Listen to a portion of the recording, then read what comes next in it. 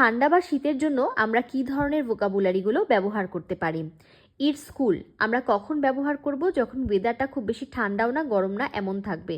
It's chilli, it's নিপ্পি, এই দুটো কিন্তু বেসিক্যালি সিনোনিম। এই দুটো আমরা ব্যবহার করব যখন আমরা সোয়েটার না হালকা ধরনের একটা কোট ব্যবহার করব তখন। ইটস কোল্ড আমরা ব্যবহার করব যখন আমাদের এই হালকা একটা কোটের সাথে একটা স্কার্ফ পরতে হবে তখন।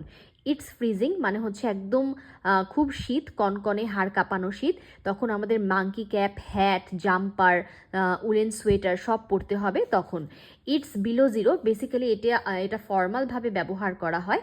আপনারা যদি খবর দেখে থাকেন, নিউজ দেখে থাকেন, ওয়েদার রিপোর্টে এটা বলা হয়ে থাকে। ইটস আর্কটিক মানে হচ্ছে এই ওয়েদারে পেঙ্গুইনরা থাকে, এই ওয়েদারে কিন্তু বাসায় থাকাই ভালো। টু ওয়ার্ম আপ এটা হচ্ছে এই ওয়েদারে আমাদেরকে অনেক অনেক গরম কাপড় পরতে হয়। আর এই অ্যারোটা দেখে বুঝতেই পারছেন ওয়েদারে তারতম্য বোঝানো হচ্ছে।